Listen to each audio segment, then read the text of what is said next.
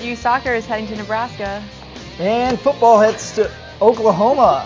Hockey team playing CSU. And volleyball matches up against Texas and Mizzou right now on Sports Mag.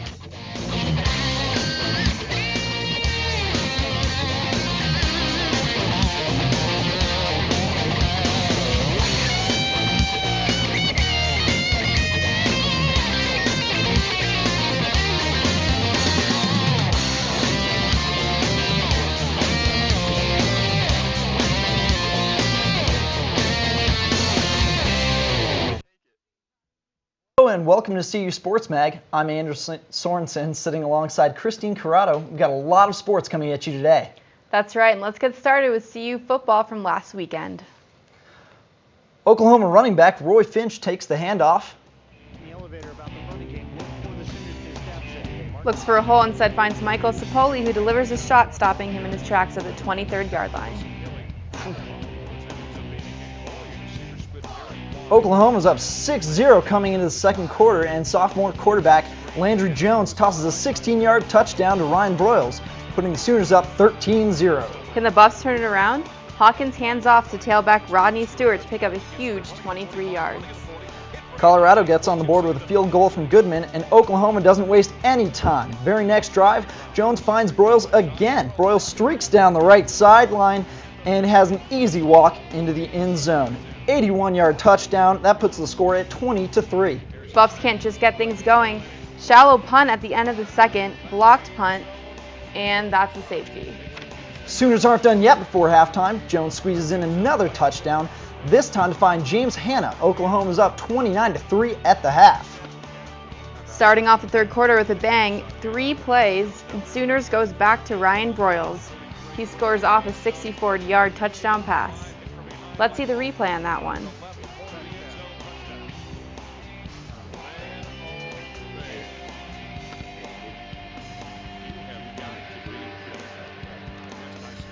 Cody Hawkins, desperate to save the day, escapes the pocket and gets the Hail Mary all the way down to Scotty McKnight, who was uncharacteristically quiet this game, for a 49-yard touchdown, putting the Buffs up to 10 points. Buffs won't score again, but McKnight led the team in receiving, picking up 5 catches and 84 yards. Oklahoma, sealing the deal, puts in one last touchdown, sneaking DeMarco Murray through the Colorado defense. Under center, Jones gives off Murray straight up the middle, runs over 2 Buff defenders.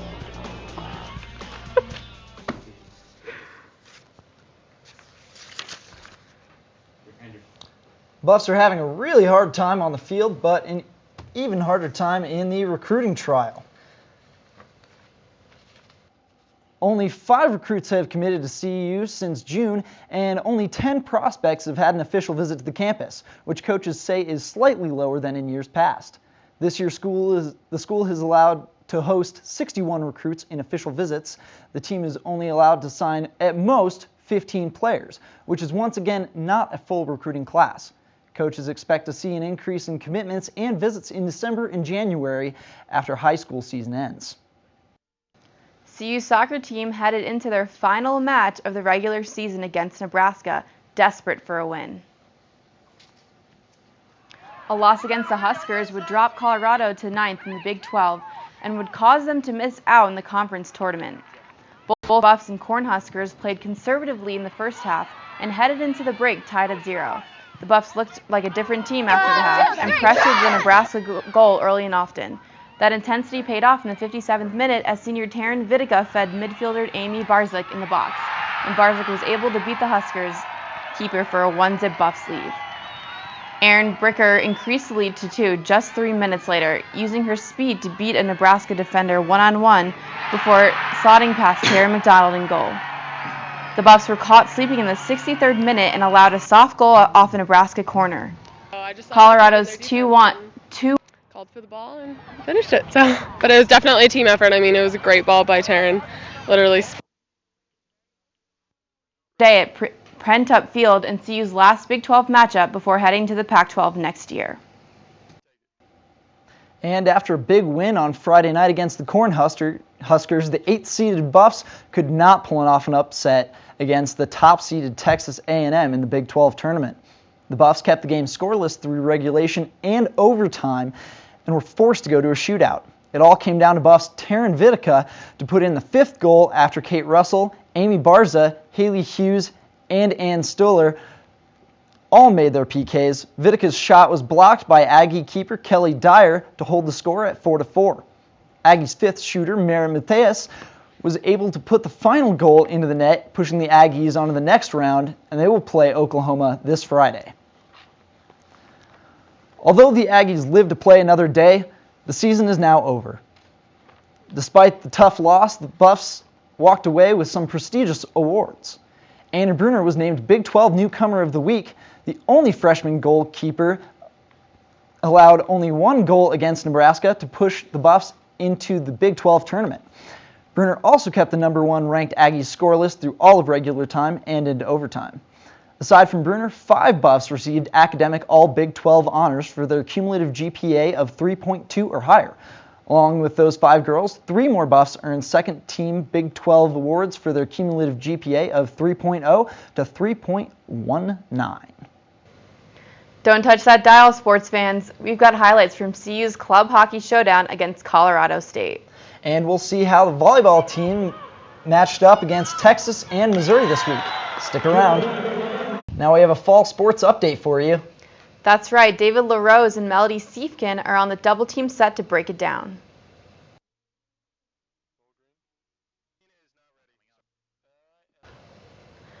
Unfortunately, we have a few technical difficulties.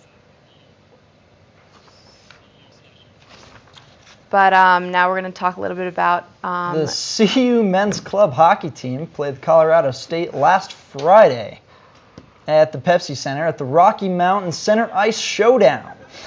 Although they lost, the hockey team has had recent success, which brings us to this week's trivia question. When was the last time the CU men's club hockey team won a national championship? We'll have that answer coming right up.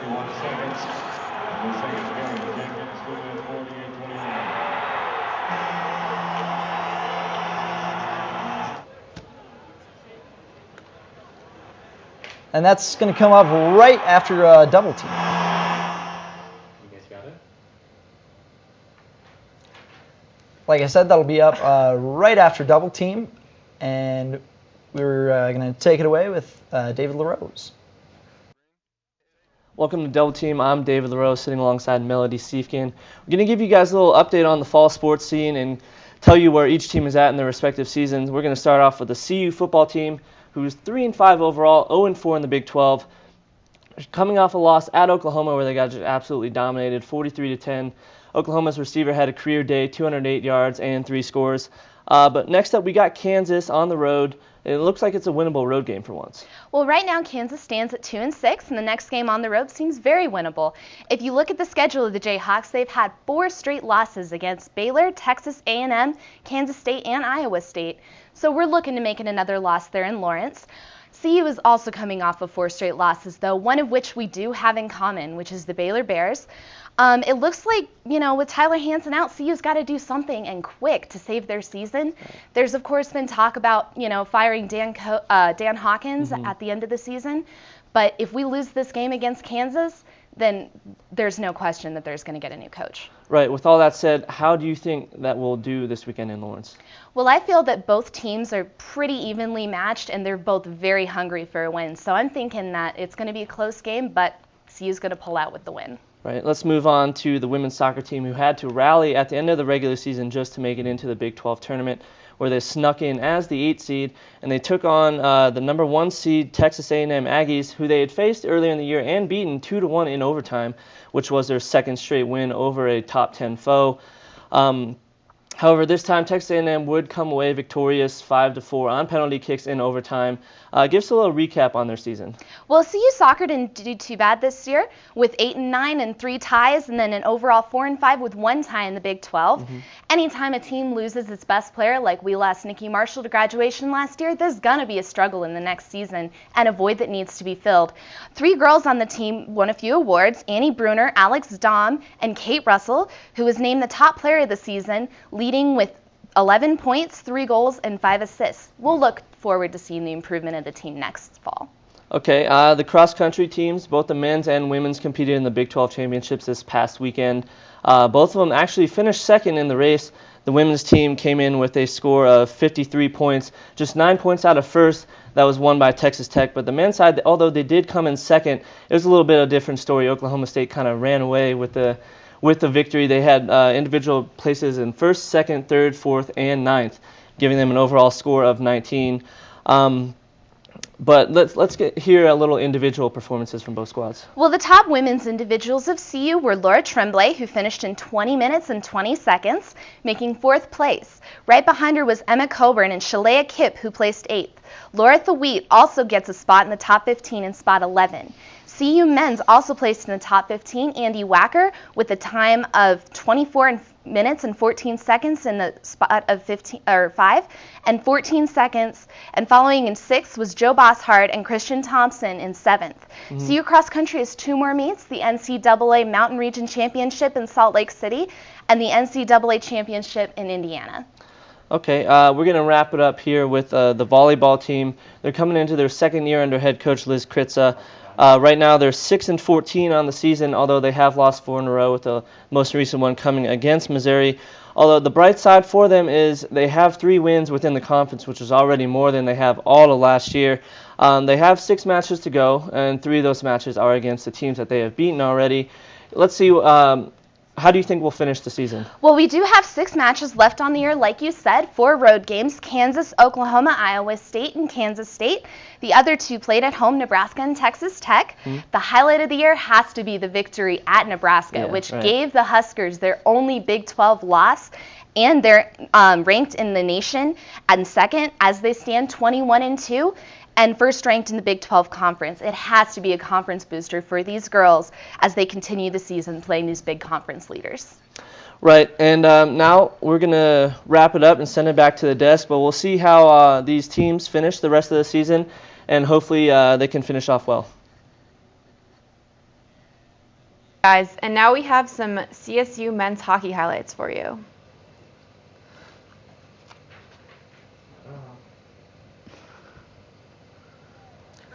Buffs starting out strong with a fireball wrist shot, top shelf by forward Alex Lincioni.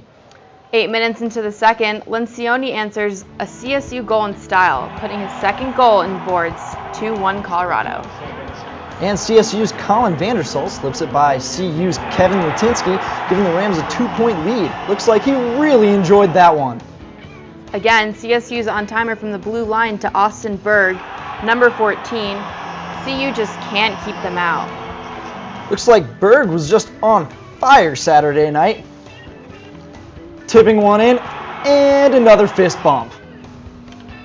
Scott Cooley, CU defense clearly not cutting it here. CSU scores another one from the blue line. Scott Cooley passes one off the boards in the third to Andrew Nietenbach. Tensions are high, and a fight starts out. Couple of those in this game. Rams defense really shut the Buffs down in the game with some great saves by sophomore John Miller. The CU men's club hockey team played Colorado State last Friday at the Colorado Rocky Mountain Showdown at the Pepsi Center. Although they lost, the hockey team has had recent success, which brings us to this week's trivia question. When was the last time the CU men's club hockey team won a national championship? We'll have the answer coming up later in the show. The Colorado women's volleyball team fell to number 10 Texas last Saturday in a 3-set sweep. Kara Schroeder and the Buffs look poised and ready for the pre-Halloween festivities at the Event Center versus the Longhorns. Early action here, Rosie Steinhaus with the kill for the Buffs. Texas didn't quit here though, stepping up with the defense with a nice block here by Julian Fawcett on Anisha Santos. And look at the effort here from CU as Elise Richardson dives to the floor and Nicole Lindau stuffs Texas for the point at the net. This sequence here really sums up the evening as Texas attacks CU to score yet again on the evening. And as you can see, Coach Liz Kritza is fuming on the sidelines. Texas put the final nail in the coffin here with this last point from Rachel Adams to complete the sweep off the Buffs in 3 sets. Women's volleyball also took on Mizzou Wednesday at the Coors Events Center. Chip was on hand to give them support against the Tigers. The girls struggled early on against a tough Missouri team as Coach Kritza takes an early timeout to help rally her players. Kara Schrader responded with the vicious kill, leading the way the Buffs to win the second set. Schrader continued her solid play with this block in the third set to help keep the girls in this match. The Buffs came up with a monster kill as the girls tried to dig themselves out of trouble in fourth set. And in the end, Missouri proved to be too much for Colorado to handle. Next up for the Buffs is a trip to Lawrence to take on the Jayhawks this Saturday. We've got another action-packed block of Sports Mag coming up after the break. We'll catch up on the cross-country team's recent success. And we caught up with defensive back Terrell Smith in this week's freshman profile.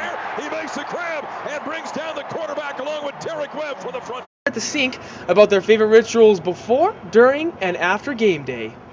Do you have a favorite game day food, either at the game, before the game, something like that? Oh, gee. Burritos of some sort. Some classic American food, like a cheeseburger. I am a personal huge fan of hot dogs, just in general. I love hot dogs. What's in the burritos?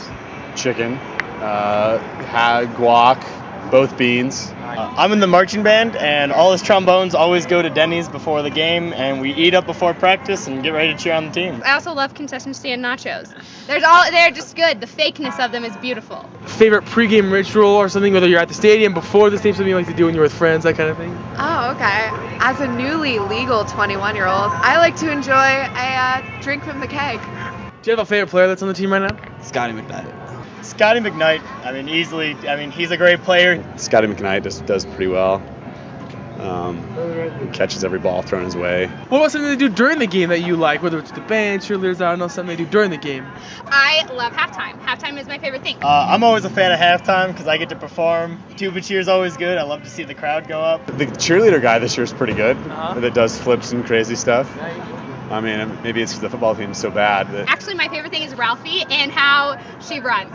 With the Ralphie runners, I love it if they fall down. I'm not going to lie, that might be bad. I like it when Ralphie runs. The other team kind of freaks out. Also, the fact that no one knows where she lives. Did you guys know that? No one knows where she lives. Where does she live? Nobody knows. Well, after talking with people, one thing's for sure, even though their answers may be different, their love for game day here at CU is the same. For CU Sports Mag, I'm David Starcer.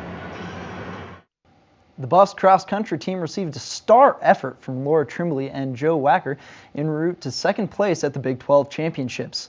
Trimbley led the women with a fourth-place finish, while Wacker paced the men in fifth place. CU's Emma Coburn was right behind Trimbley, taking sixth place for the women. On the men's side, Joe Bossard and Christian Thompson came in behind Wacker as Colorado came in 5, 6, and 7. Oklahoma State hosted the races, and the OSU men dominated on the day, taking the top 4 spots. Despite their strong showing at the Big 12 Championship, the women's cross-country team dropped to 8th nationally, while the men stayed at number 9 this week. Oklahoma State's men took the number 1 spot after cleaning up at the meet. Colorado's women remain second regionally behind the Texas Tech, while the men are 4th in the regional poll.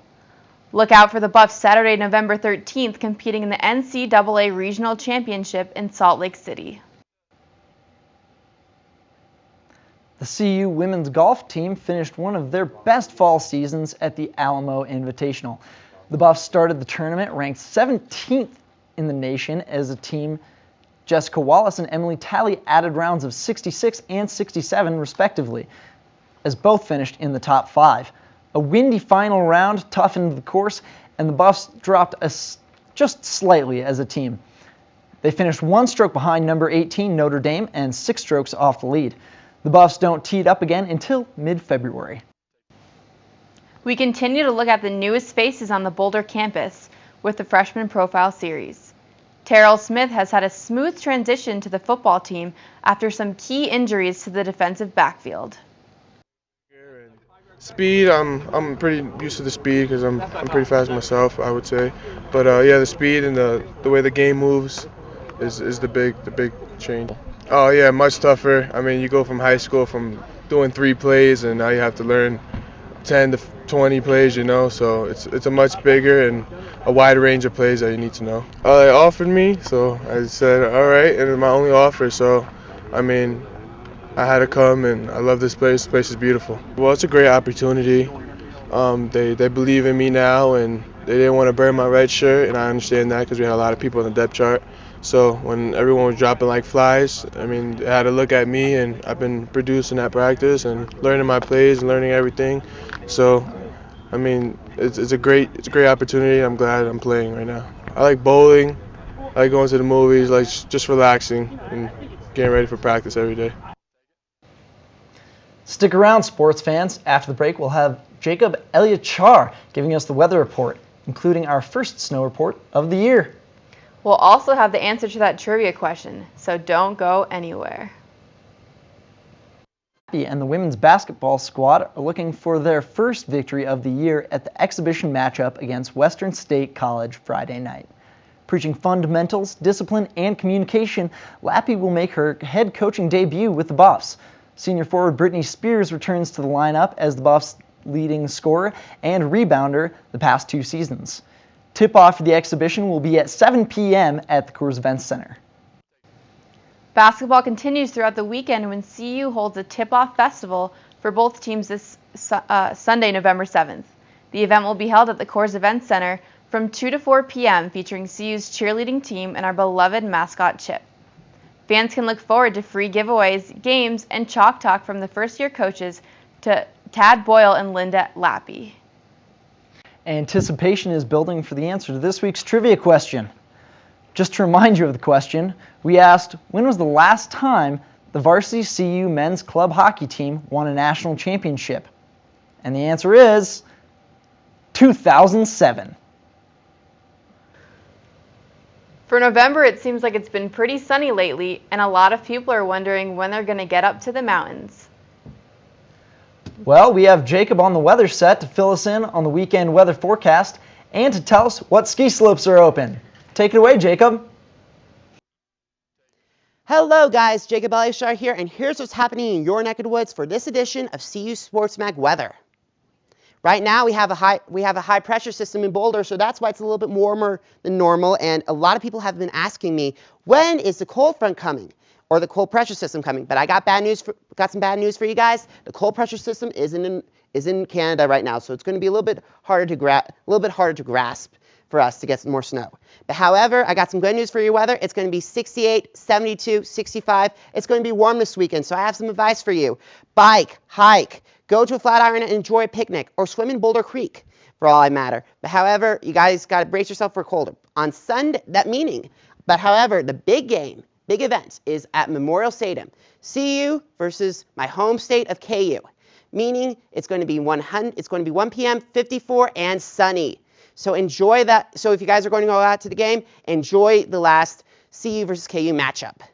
So right now, I got some good news for you skiers and snowboarders out there. It's ski season. Arapahoe Basin, 18 inches. Keystone area, which just recently opened, 14 inches. And finally, Loveland, 30 inches. But unfortunately, guys, I've looked at the ski report. There's no new powder snow out there for the last 48 hours. So otherwise, it's going to be perfect weather. But however, guys, I kind of wish I was at KU and CU to cheer on both teams because both teams have a really good place in my heart. Yeah, so definitely, I really want to see this match, but unfortunately, I cannot find it anywhere. So I might have to look at it on the website. Well, you could just drive. You're from Kansas, correct? Yeah, but it's 10 hours plus 11 plus to go. It might be 11 hours in Lawrence. Well, I mean, for a good home-cooked meal and a night in your own bed, that's not too bad. I know, but however, I'm going to see them in a couple weeks when Thanksgiving comes around. Okay, fantastic. Well, that's all the time we have for Sports Mag today. For Andrew Sorensen, Jacob Elyachar, and Christine Corrado, have a great weekend.